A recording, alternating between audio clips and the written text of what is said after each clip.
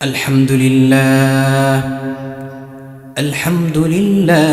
نحمده ونستعينه ونستغفره ونؤمن به ونتوكل عليه ونعوذ بالله من شرور أنفسنا ومن سيئات أعمالنا من يهده الله فلا مضل له ومن يضلله فلا هادي له ونشهد أن لا إله إلا الله وحده لا شريك له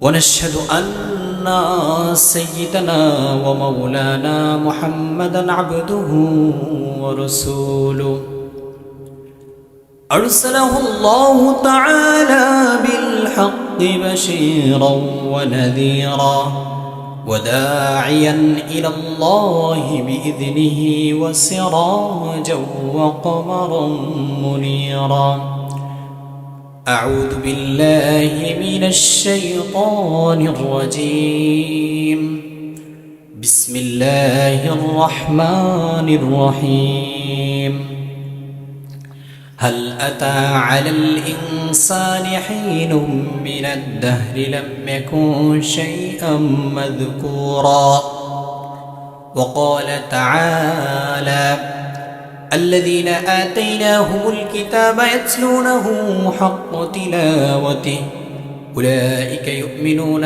به ومن يكفر به فأولئك هم الخاسرون وقال النبي صلى الله عليه وسلم لا يؤمن أحدكم حتى أكون أحب إليه من والده وولده والناس أجمعين وقال النبي صلى الله عليه وسلم المؤمنون كرجل واحد إن اشتكى عينه اشتكى كله إن اشتكى رأسه اشتكى كله أو كما قال عليه الصلاة والسلام شكلي أكبر درود إبراهيم بري اللهم صل على محمد وعلى آل محمد كما صليت على إبراهيم وعلى آل إبراهيم إنك حميد مجيد اللهم بارك على محمد وعلى آل محمد كما باركت على إبراهيم وعلى آل إبراهيم إنك حميد مجيد ডুগাসি পূর্বপাড়া সৌদিয়া জামে মসজিদ ও যুব সমাজের উদ্যোগে তৃতীয় বার্ষিকী ইসলামিক মহাসম্মেলন।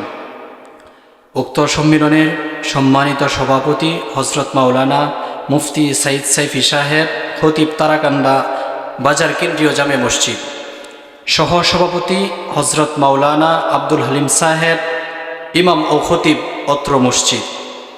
প্রধান বক্তা, প্রধান আলোচক আমাদের তারাকান্দার উজ্জ্বল নক্ষত্র, আমাদের তারাকান্দার গৌরব মুফতি আল আমিন বিন মাহমুদ সাহেব দামাত বারকাতুহুম আলিয়া। বিশেষ আকর্ষণ হযরত মাওলানা শিহাবুদ্দিন সাহেব মাগুরা। বিশেষ বক্তা হযরত মাওলানা মুস্তফা কামাল সাহেব দামাত বারকাতুহুম আলিয়া।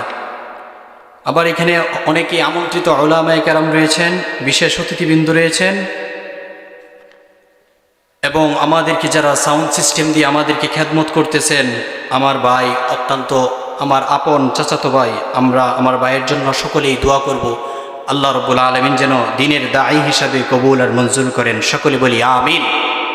আল্লাহ রাব্বুল আলামিন যেন আমাদের সকলকেই দ্বীনের দাঈ, দ্বীনের খাদেম হিসাবে কবুল আর মঞ্জুর করেন। সকলে বলি আমিন।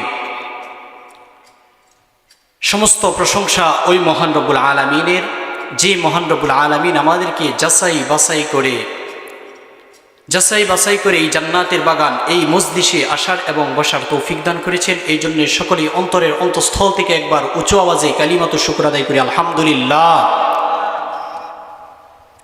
লাখ কোটি দরুদ ও সালাম ওই নবীর উপর, যিনি ছিলেন সৃষ্টির আদি, যিনি ছিলেন সৃষ্টির মূল, যিনি ছিলেন সৃষ্টির কল্যাণ কারক, যিনি ছিলেন সমস্ত আম্বিয়া কেরামের মাথার মুকুট, যার ভ্রমণ হয়েছিল মেআরাজ, যার ভ্রমণ হয়েছিল সিদরাতুল মুনতাহা, ওই নবীর উপর সকলেই একবার দুরূদ পড়ি ছোট্ট করে সাল্লাল্লাহু আলাইহি ওয়াসাল্লাম। ওই নবীর উপর যদি আমরা একবার দুরূদ পড়ি তাহলে আমার আপনার উপর 10টি রহমত নাজিল করবেন কে? 10টি গুনাহ মাফ করবেন কে? আমার আপনার মর্যাদা আল্লাহ রাব্বুল আলামিন 10 গুণ বৃদ্ধি করে দিবেন, সুবহানাল্লাহ।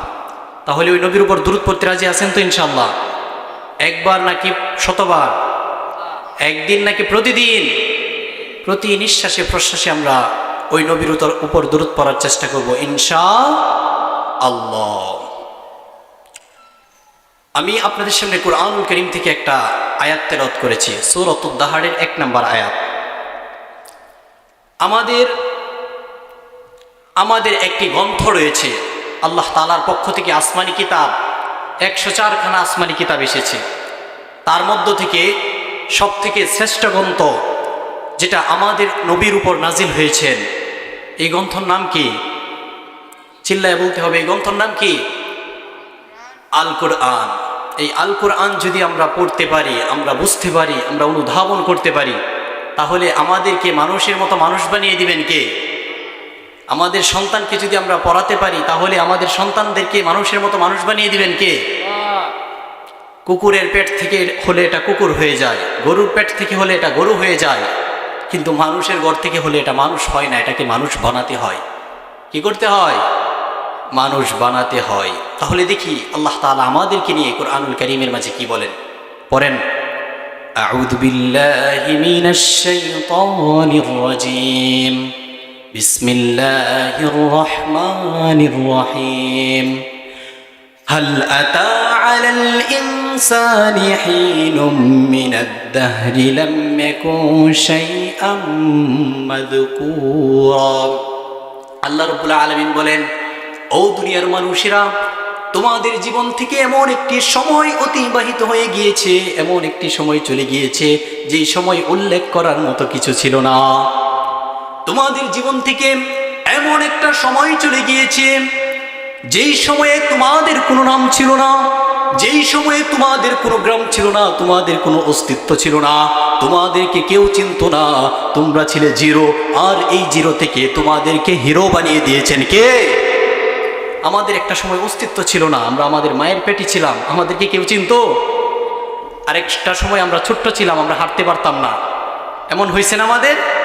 আল্লাহ এই কারণে বলতেছে, তোমাদের অস্তিত্ব ছিল না, তোমাদের কোনো শক্তি ছিল না, আমি আল্লাহ তাআলা তোমাদেরকে সম্মান দিলাম। সম্মান দেওয়ার মালিককে আল্লাহ সম্মান দিয়েছে।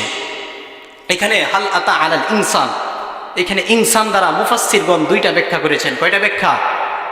2টা ব্যাখ্যা করেছেন। 1 নাম্বার ব্যাখ্যা হচ্ছে ইনসান দ্বারা সাইয়েদনা আদম আলাইহিস সালাতু ওয়াস সালামকে বোঝানো হয়েছে। 2 নাম্বার, পৃথিবীর সমগ্র মানুষ, পৃথিবীর সমস্ত মানুষকে আল্লাহ রাব্বুল আলামিন 3টি সিস্টেমে, 3টি ক্যাটাগরিতে সৃষ্টি করেছেন। কয়টি ক্যাটাগরিতে? 3টি ক্যাটাগরিতে। ক্যাটাগরি নাম্বার 1, যার বাপও নাই, মাও নাই, পিতাও নাই, মাতাও নাই, তিনি কে ছিলেন? সাইয়েদনা আদম আলাইহিস সালাতু ওয়াস সালাম, আমাদের আদি পিতা। 2 নাম্বার ক্যাটাগরি হচ্ছে যার মা আছে কিন্তু বাবা নাই, তিনি কে? ঈসা আলাইহিস সালাতু ওয়াস সালাম।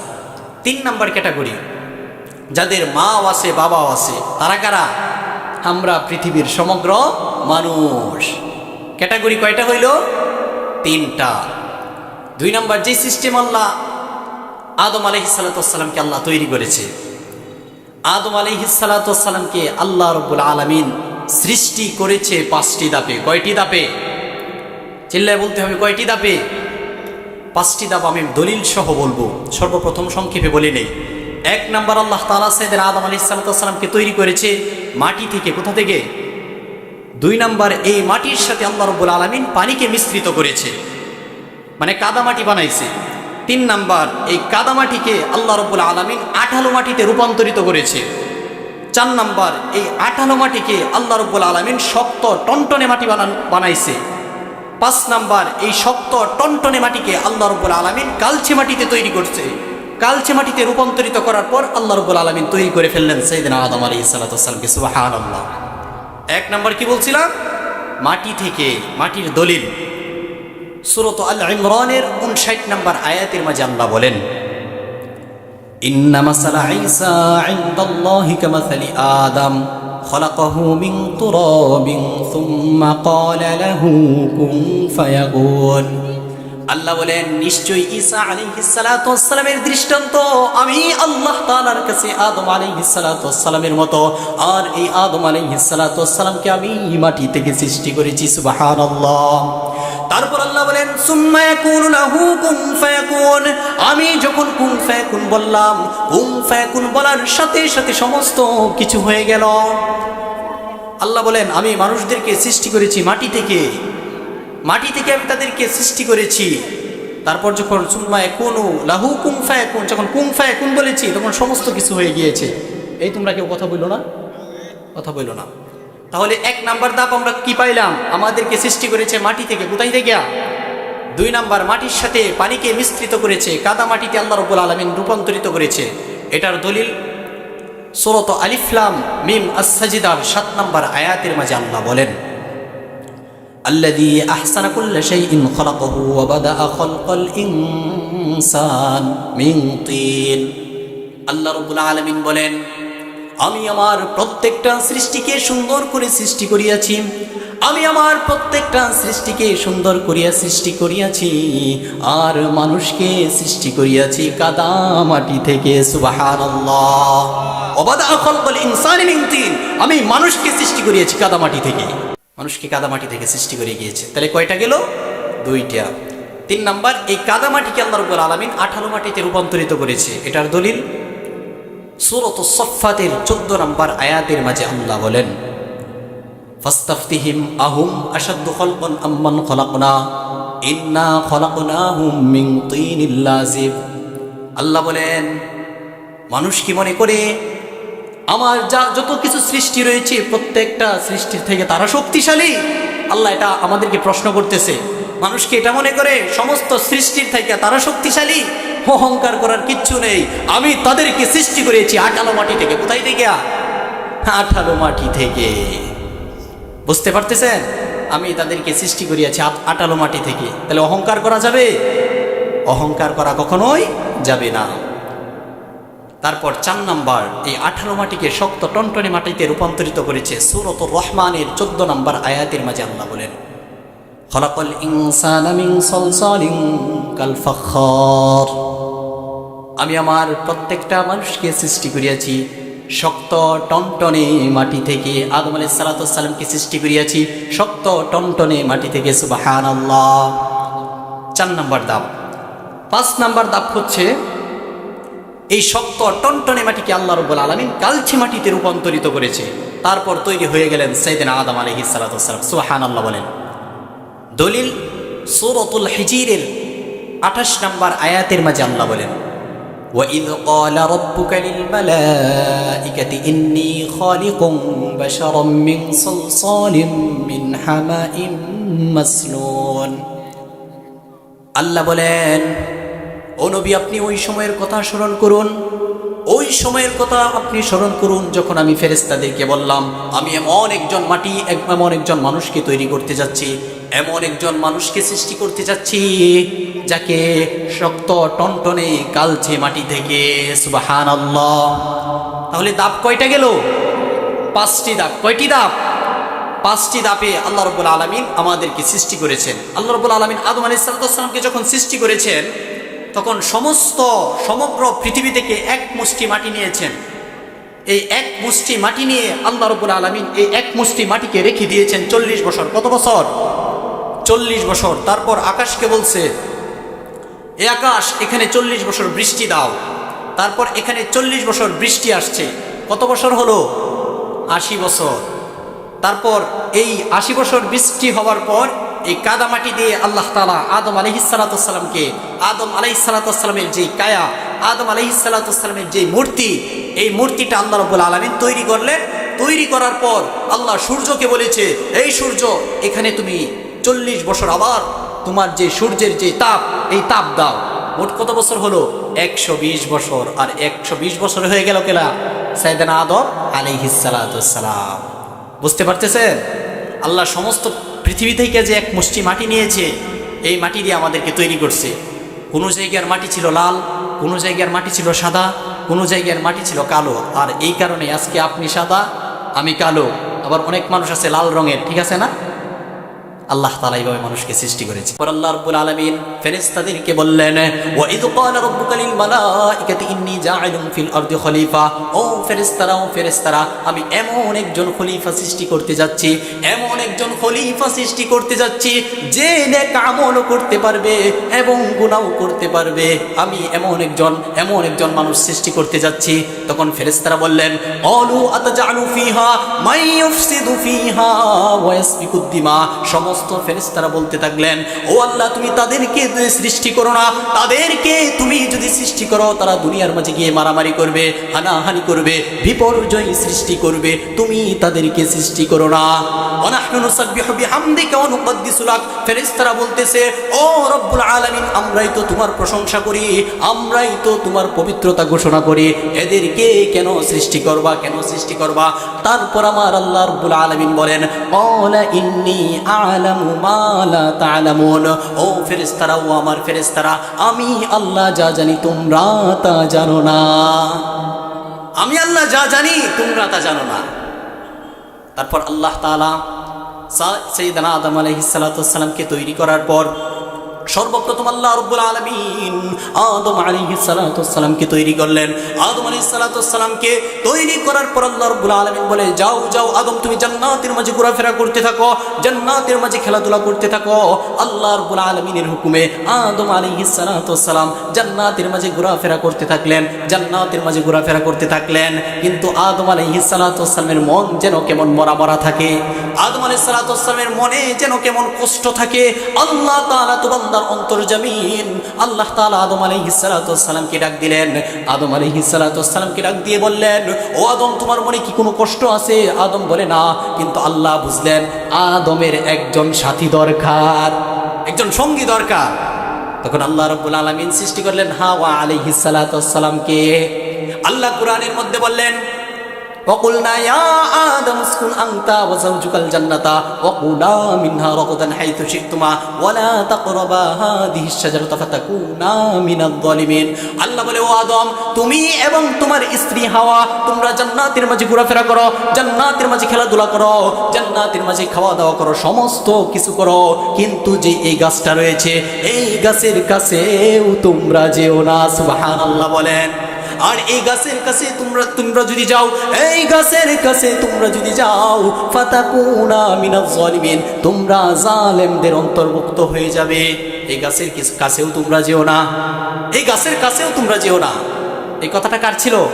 আল্লাহর ছিল। কিন্তু আল্লাহ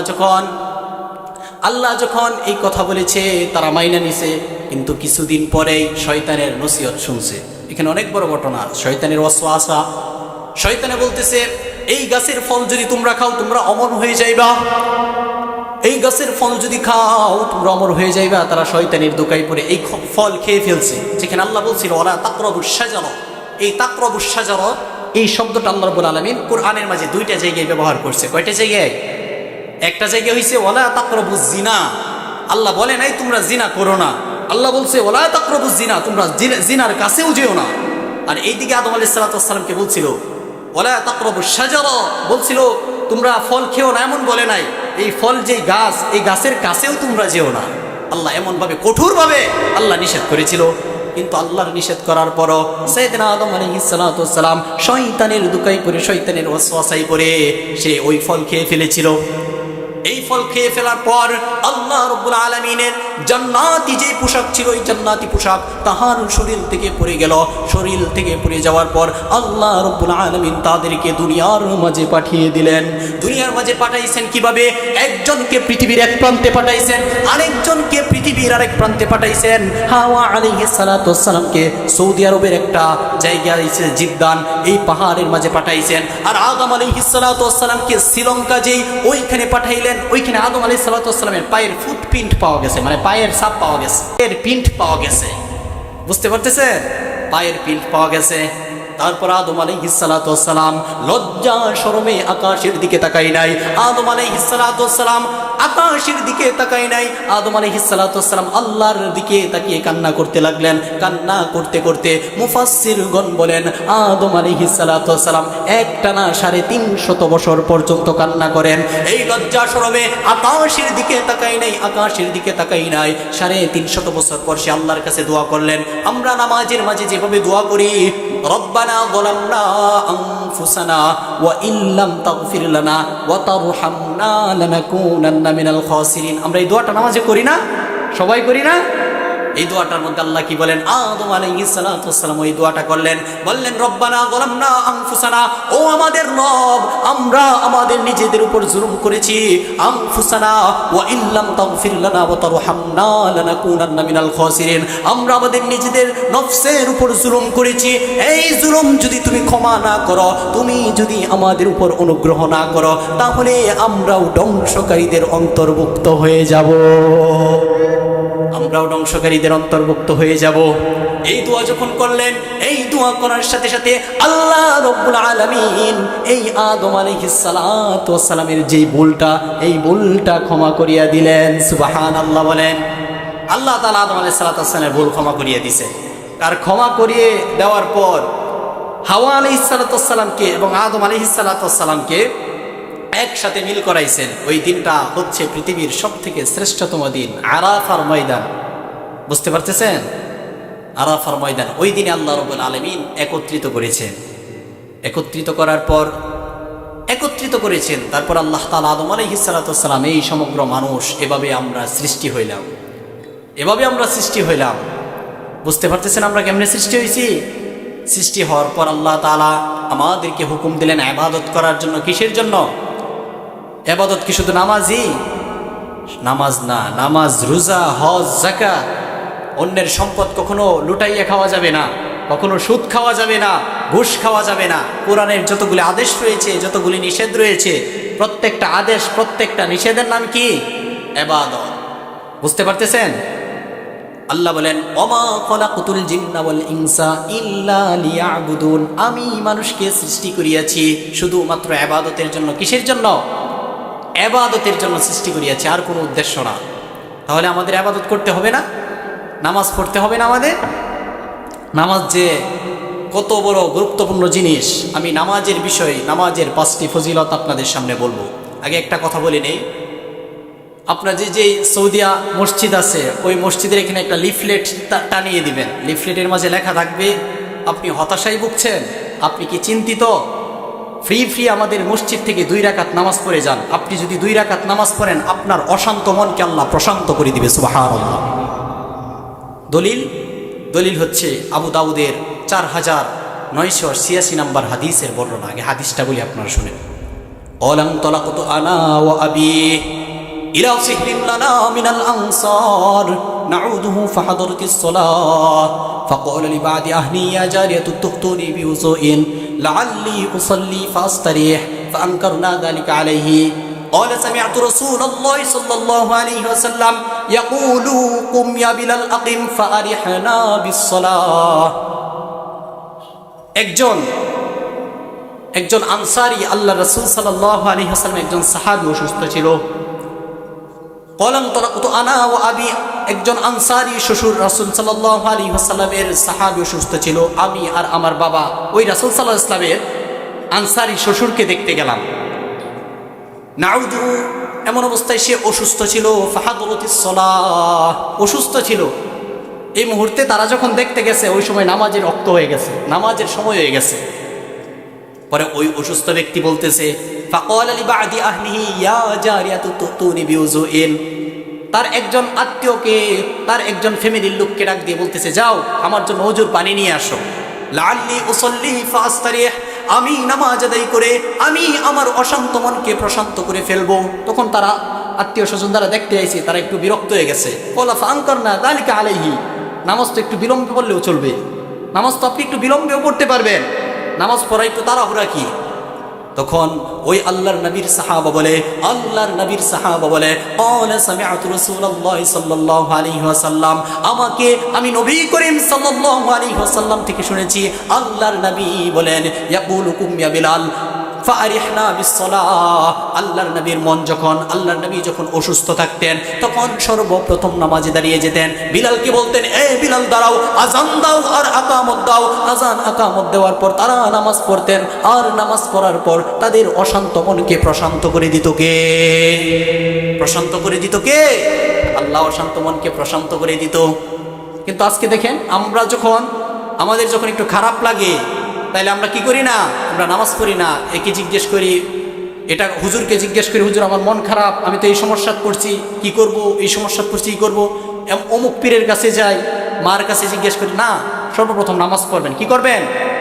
যেই সমস্যা থাক, যেই সমস্যার সম্মুখীন হবেন না কেন, সর্বপ্রথম কি পড়বেন? নামাজ। 1319 নম্বর হাদিসের মধ্যে আল্লাহ রাসূল সাল্লাল্লাহু আলাইহি ওয়াসাল্লাম বলেন, কানান নবী সাল্লাল্লাহু আলাইহি ওয়াসাল্লাম ইযা আহযাবাহু আমরুন সাল্লাহ। আল্লাহর নবী যখন কোনো সমস্যার সম্মুখীন হতেন, আল্লাহর নবী যখন কোনো সমস্যার সম্মুখীন হতেন, সাথে সাথে আল্লাহর নবী নামাজের মাঝে দাঁড়িয়ে যেতেন। সুবহানাল্লাহ। তাহলে আমরা যখন কোনো সমস্যার সম্মুখীন হব, আমরা কি করব? আমরা কি করব? আমরা নামাজে দাঁড়িয়ে যাব। এটা নামাজের 1 নাম্বার ফজিলত। নামাজের 2 নাম্বার ফজিলত হচ্ছে, কোনো কালো ব্যক্তিও যদি নামাজ পড়ে আল্লাহ তার চেহারার মাঝে নূর দিয়ে দেন। সুবহানাল্লাহ। কোনো সুন্দর ব্যক্তি যদি নামাজ পড়ে আল্লাহ তাআলা আরো তাহাকে সুন্দর উজ্জ্বল করে দেয়। সুবহানাল্লাহ। দেখেন আল্লাহর নবী কি বলেন, কানাত লাহু নূরা। 1 নাম্বার, যে কেউ নামাজ পড়ে আল্লাহ তার চেহারার মাঝে নূর দ্বারা আলোকৃত করে দেয়। সুবহানাল্লাহ। বুরহানা, এর প্রমাণ হলো নামাজি ব্যক্তি। নামাজ ব্যক্তির দিকে তাকান, একটা মানুষ কালো, ওই কালো মানুষের দিকেও যদি আপনি তাকান, ওই কালো মানুষ থাকলেও মুখ বরাদারি, যখন অজু করে, অজু করার পর নামাজ আদায় করে আসে, চেহারার মাঝে যেন কেমন নূর চমকাইতেছে। কি ঠিক কি না? নূর চমকাইতেছে। তারপর আল্লাহর নবী বলেন, ওয়ারজাত ইয়াউমাল কিয়ামাহ, নামাজ আপনাকে কাল কিয়ামতের ময়দানের দিন জাহান্নাম থেকে বাঁচানোর জন্য মুক্তির সনদ হিসাবে দাঁড়িয়ে যাবে। কালকে জাহান্নাম আপনাকে ডাকতে থাকবে, কিন্তু কাল কিয়ামতের ময়দানের দিন জাহান্নাম আপনাকে ডাকতে পারবে না, জাহান্নাম আপনারকে ডাকতে পারবে না। মুক্তির সনদ হিসাবে নামাজ আপনার পক্ষে দাঁড়িয়ে যাবে। সুবহানাল্লাহ। নামাজ পড়তে রাজি আছেন না?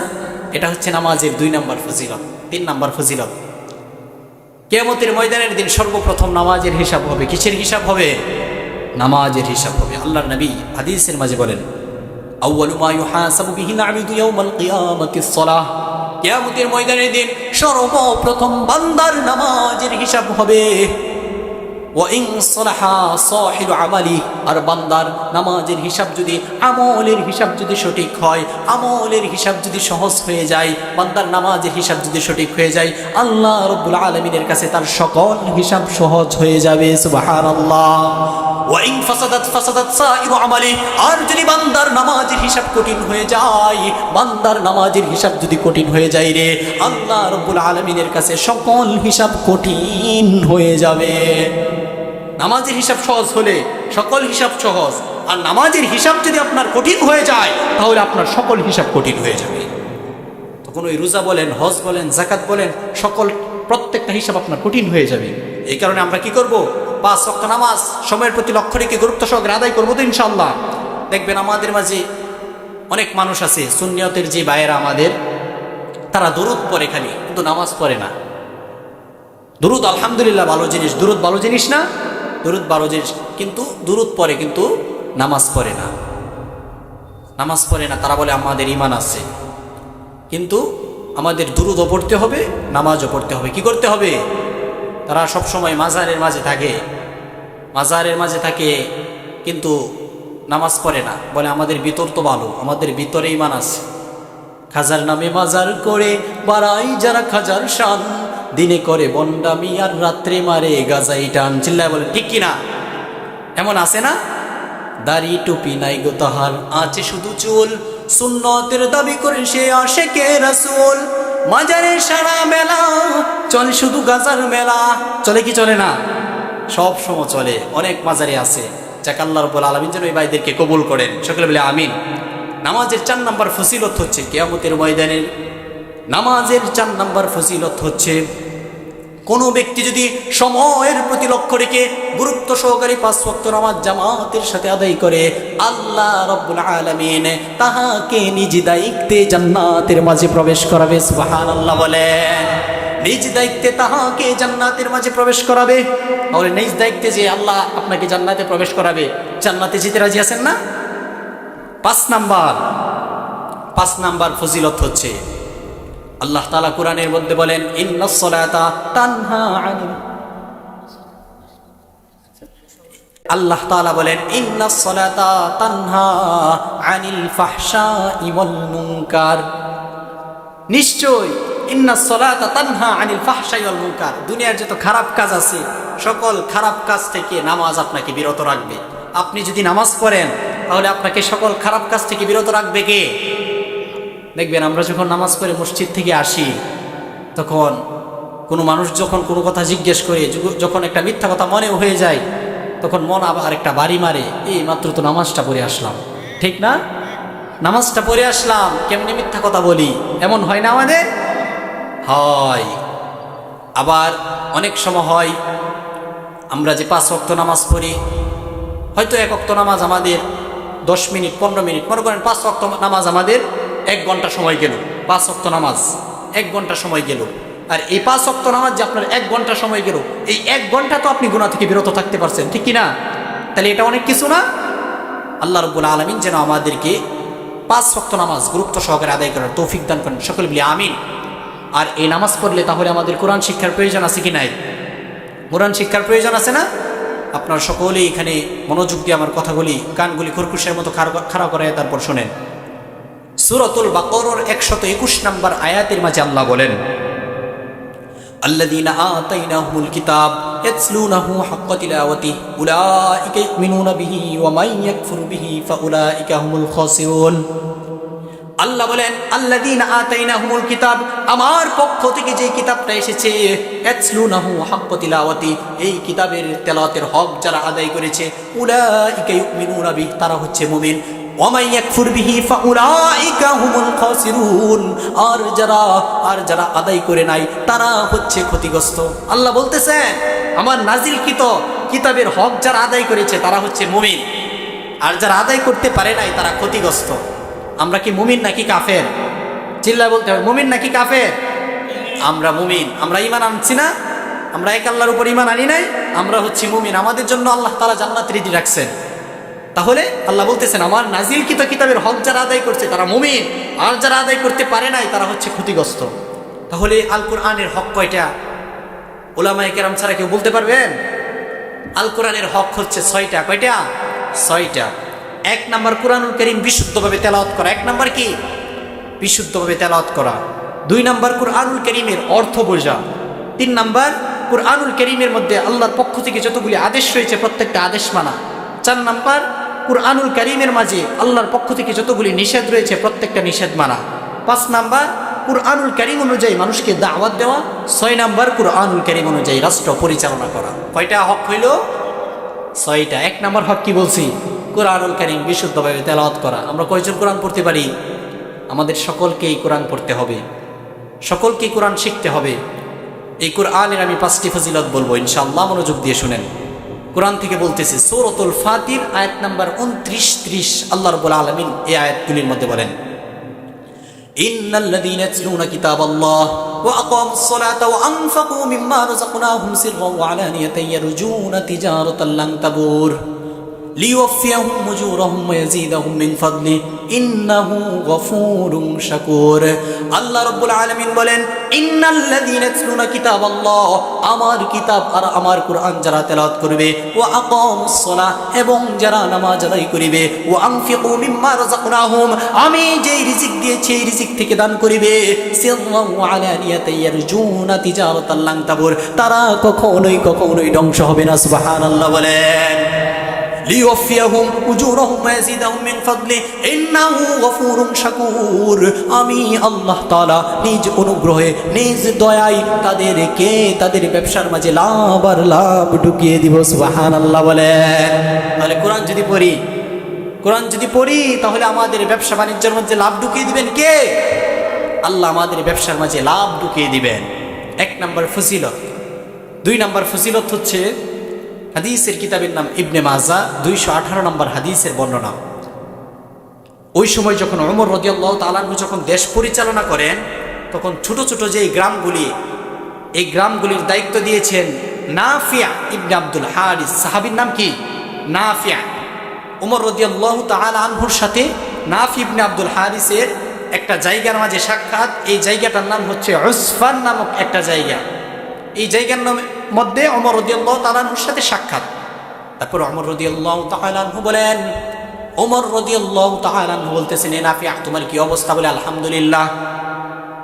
বলে তোমাকে যেই ছোট ছোট প্রশাসনিক গ্রামগুলির দায়িত্ব দিয়েছিলাম, এই গ্রামগুলির দায়িত্ব তুমি কাকে দিয়েছ? নাফি ইবনে আব্দুল হারিস বলে, আমি দায়িত্ব দিয়েছি ইবনে আবজা।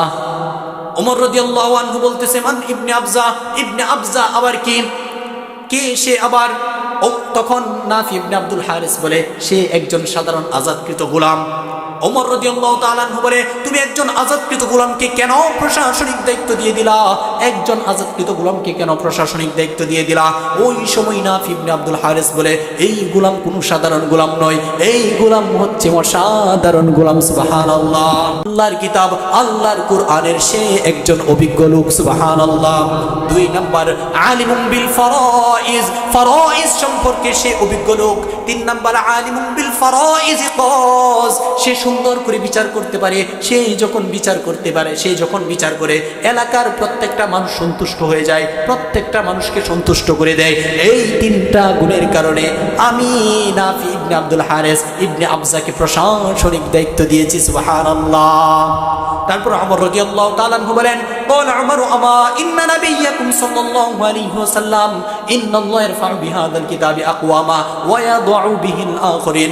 এই কারণেই তো আল্লাহর নবী বলেছেন, আল্লাহর নবী বলেছেন, কোন মুসলমান ইমানদার যে কোরআনের সাথে সম্পর্ক রাখে, আল্লাহ রাব্বুল আলামিন তার মর্যাদা আকাশচুম্বী করে দেয়। সুবহানাল্লাহ। কোরআন পড়লে আপনার মর্যাদা কে বাড়িয়ে দিবে?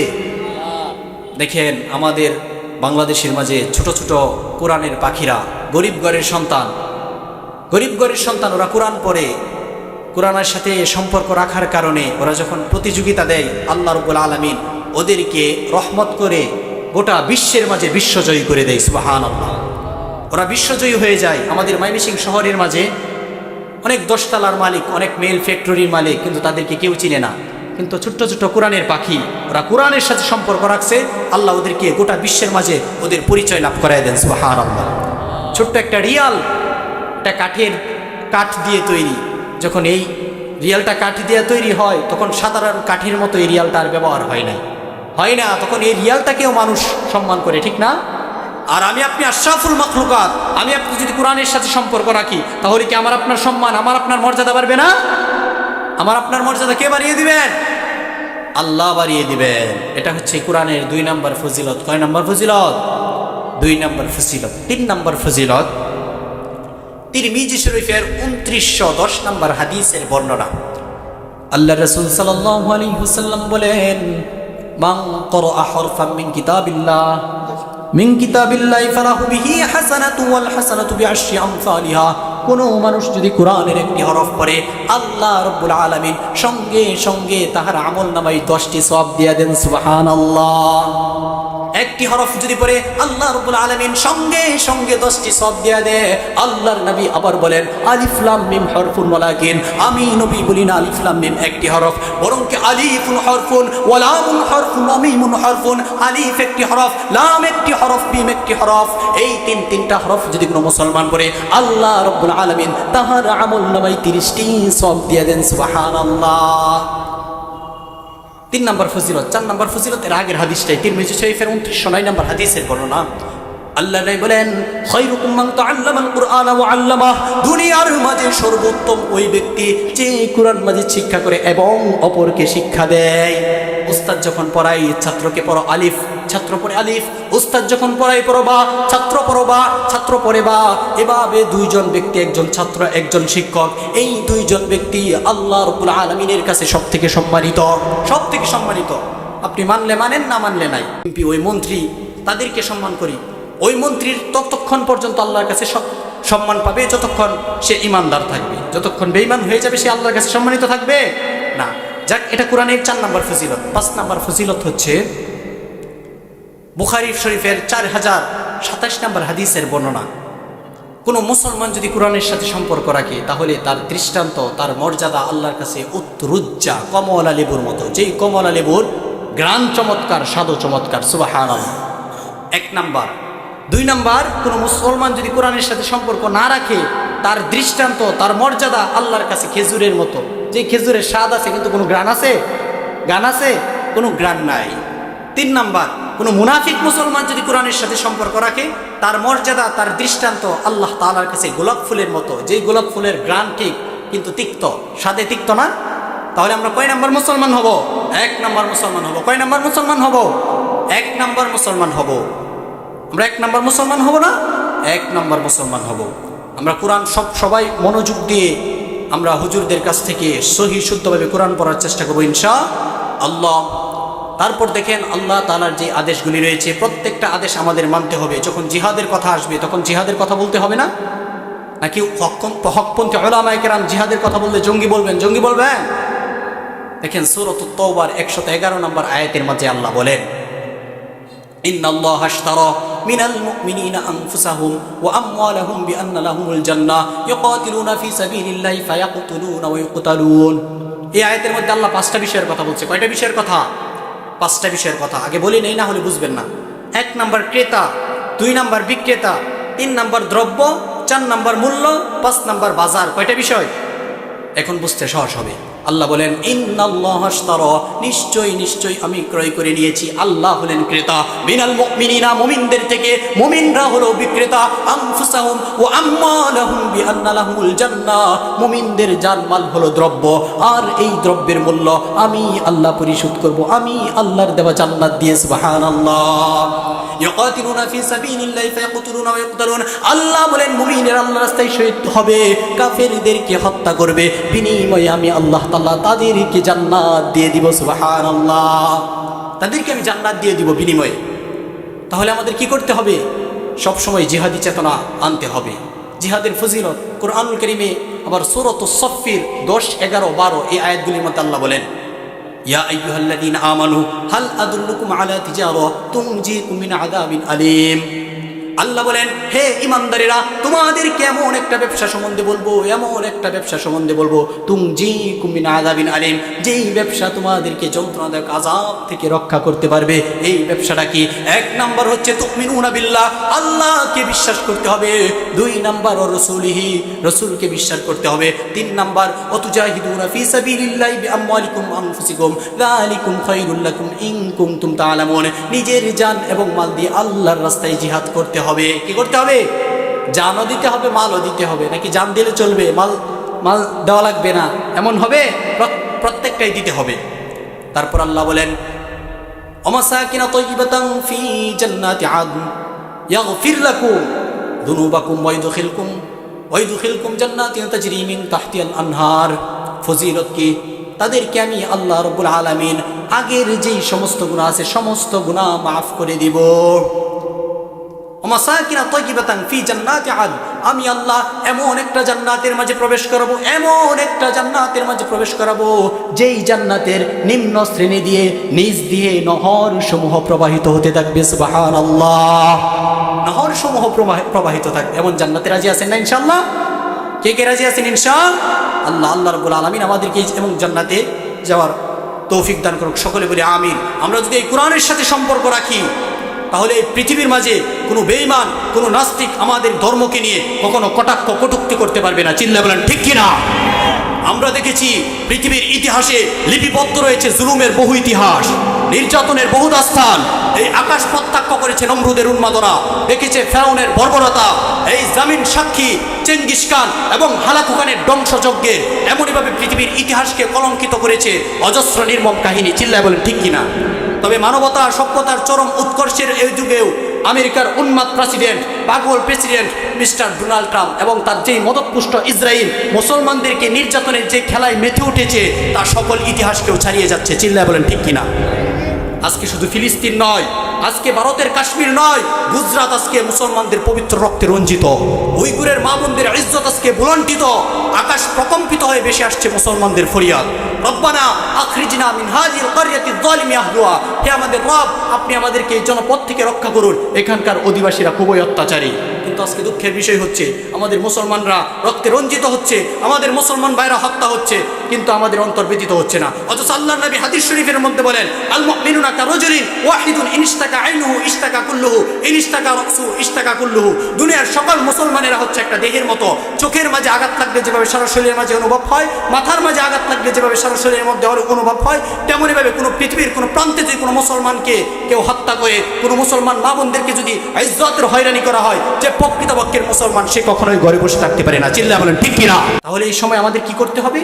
এক নাম্বার, তারাকতু ফীকুম আমরাইন লাম তাদিল্লু মা তামাসসাকতুম বিহিমা কিতাবাল্লাহ সুন্নাত ওয়া রাসূলি। এক নাম্বার, তারাকতু ফীকুম আমরাইন লাম তাদিল্লু মা তামাসসাকতুম বিহিমা। আল্লাহ রাসূল সাল্লাল্লাহু আলাইহি ওয়াসাল্লামের যে সুন্নাহ, এই সুন্নাহকে ধরতে হবে। বুঝতে পারছেন? যতক্ষণ পর্যন্ত আল্লাহর কিতাব এবং আল্লাহর সুন্নাহকে ধরতে পারবেন, পৃথিবীর এমন কোনো পরাশক্তি নাই যে আপনাদেরকে পরাজিত করবে। দুই নম্বর, আমাদের ঐক্যবদ্ধ হতে হবে। ঐক্যবদ্ধ নিয়ে আল্লাহ তাআলা কুরআনুল কারীমের মধ্যে বলেন, ওয়া'তাসিমু বিহাবলিল্লাহি জামিআন ওয়া লা তাফাররাকু। তোমরা ঐক্যবদ্ধ থেকো, তোমরা দলে দলে বিভক্ত হয়ে যেও না। কিন্তু আজকে দুঃখের সাথে বলতে হয়, আজকে আমরা নিজেরা ঐক্যবদ্ধ না। আজকে যদি আমরা ঐক্যবদ্ধ থাকতাম, ওই মির্জা গোলাম আহমদ কাদিয়ানি সে নিজেকে কখনোই নবী দাবি করতে পারতো না। এই মির্জা গোলাম আহমদ কাদিয়ানি 19বিংশ শতাব্দীর শেষের দিকে 1835 সালে তার জন্ম। 1880 সালে সে নিজেকে মুজাদ্দিদ দাবি করে। 1889 সালে তার কাছে 40 জন মানুষ বাইআত গ্রহণ করে। তারপর সে তার ধর্মলগ্ন শুরু করে। তার কিছু ভ্রান্ত আকীদা আছে, সে নিজেকে শেষ নবী দাবি করেছে। নাউজুবিল্লাহ পড়তেন না? তারপর সে দাবি করেছে আমি ঈসা আলাইহিস সালাম। তারপর সে দাবি করেছে আমি ইমাম মাহদী। আল্লাহ একে মৃত্যু দিয়েছেন পায়খানার টাঙ্কির মাঝে ফেলে। কোথায় মৃত্যু দিছে? পায়খানার টাঙ্কির মাঝে ফেলে। মেথর আনানো হয়েছে ওঠানোর জন্য, আবার উঠায় আবার থপস করে পড়ে। আল্লাহ বলে, আমার হাবিবের সামনে আঘাত করবি, আমি গোটা জাতির সামনে তোকে কিয়ামত পর্যন্ত লাঞ্ছিত অবস্থায় রাখবো। চিল্লায়া বলেন ঠিক কিনা? যেখানে আল্লাহ বলেন, মা কানা মুহাম্মাদুন আবা আহাদিম মির রিজালিকুম ওয়ালাকিন রাসূলুল্লাহ ওয়া খাতামান নাবিয়্যিন ওয়া কানা আল্লাহু বিকুল্লি শাইইন আলিমা। মুহাম্মদ সাল্লাল্লাহু আলাইহি ওয়াসাল্লাম তোমাদের কারো পিতা নন, মুহাম্মদ সাল্লাল্লাহু আলাইহি ওয়াসাল্লাম আল্লাহ তাআলার রাসূল এবং তিনিই হচ্ছে শেষ নবী। আবার আল্লাহর নবী হাদিসের মধ্যে বলেন, আলা খাতামুন নাবিয়্যিন লা নাবিয়্যা বা'দি, আমি শেষ নবী, আমার পরে আর কোনো নবী আসবে না। এখানে মির্জা গোলাম আহমদ কাদিয়ানি সে নিজেকে শেষ নবী দাবি করে। এই কারণে যারা আল্লাহর হাবিবের সামনে আঘাত করবে, আল্লাহর হাবিবের চরিত্রের মাঝে দাগ লাগাবে, আল্লাহ এদেরকে কিয়ামত পর্যন্ত লাঞ্ছিত অবস্থায় রাখবে। আমরা যেন সবসময় হকের উপর অটল থাকতে পারি। আল্লাহ রাব্বুল আলামিন যেন সেই তৌফিক আমাদেরকে দান করেন। সকলে বলি আমিন। আমি শুরু করেছিলাম সাইয়েদনা আদম আলাইহিস সালাতু ওয়াস সালামকে দিয়ে। আল্লাহ আমাদেরকে শুধুমাত্র সৃষ্টি করেছেন ইবাদত করার জন্য। কিসের জন্য? আমরা আজকে থেকে 5 ওয়াক্ত নামাজ জামাতের সাথে আদায় করার চেষ্টা করব। সকলে বলি ইনশাআল্লাহ। আজকে থেকে আমরা 1 ওয়াক্ত নামাজও বিঘাত করব না। সকলে বলি ইনশাআল্লাহ। আল্লাহ রাব্বুল আলামিন যেন আমাদের সকলকেই কবুল আর মঞ্জুর করেন। সকলে বলি আমিন। হুজুর এসে পড়েছে, সকলেই হুজুরের আলোচনা শুনে যাবেন ইনশাআল্লাহ। ওয়া মা তাওফীকি ইল্লা বিল্লাহ, নাসরুম মিনাল্লাহি ওয়া ফাতহুন করিম।